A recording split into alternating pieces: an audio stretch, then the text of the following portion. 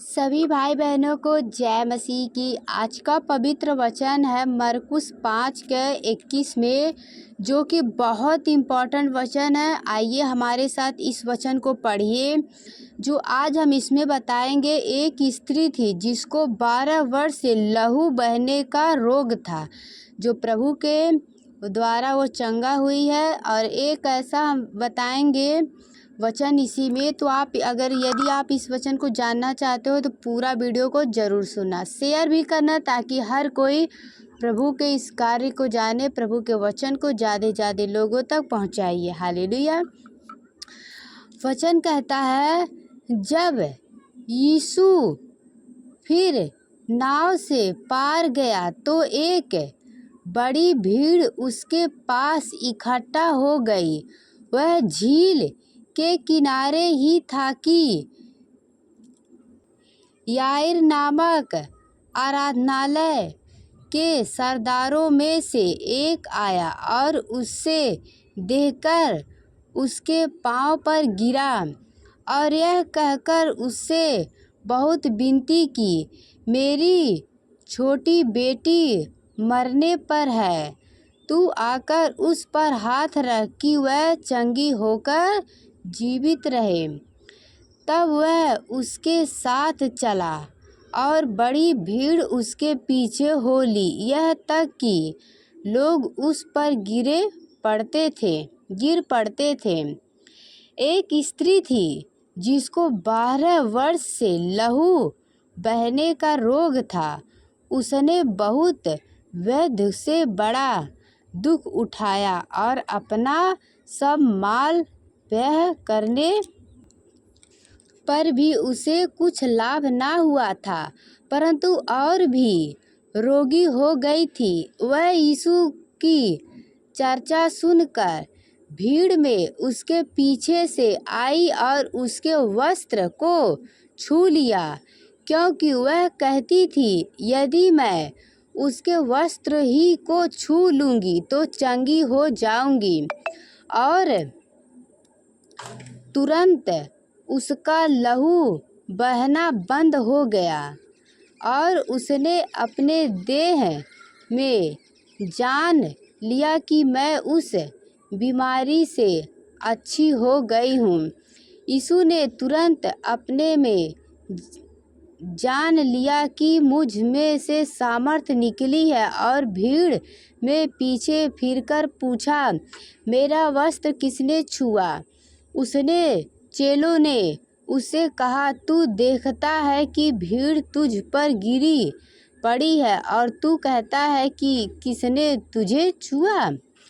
तब उसने उसे देखने के लिए जिसने यह काम किया था चारों ओर दृष्टि की। तब वह स्त्री यह जानकर कि मेरी कैसी भलाई हुई है, डरती और कांपती हुई आई और उसके पांव पर गिरकर उससे सब हाल सच सच कह दिया।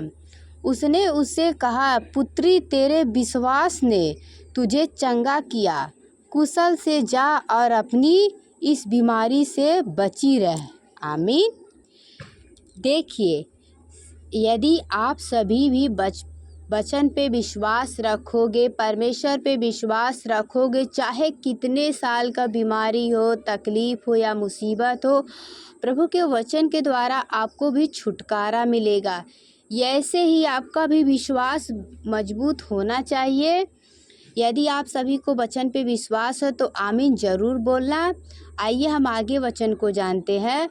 वह यह कहा कि रहा था कि आराधनालय के सरदार के घर से लोगों ने आकर कहा, तेरी बेटी तो मर गई, अब गुरु को क्यों दुख देता है?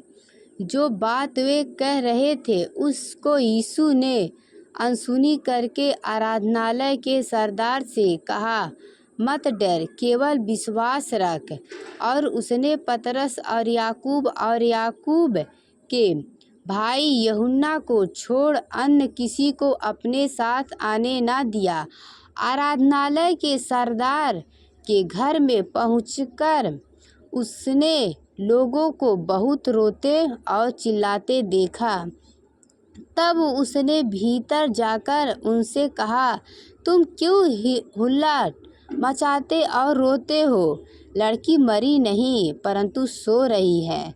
वे उसकी हंसी करने लगे, परंतु उसने सब को निकालकर लड़की के माता पिता और अपने साथियों के साथ भीतर जहाँ लड़की पड़ी थी गया और लड़की का हाथ पकड़कर उससे कहा, तलित कुमी, जिसका हाथ है, हे लड़की, मैं तुझसे कहता हूँ, उठ। और लड़की तुरंत उठकर चलने फिरने लगी, क्योंकि वह 12 वर्ष की थी। इस पर लोग बहुत चकित हो गए।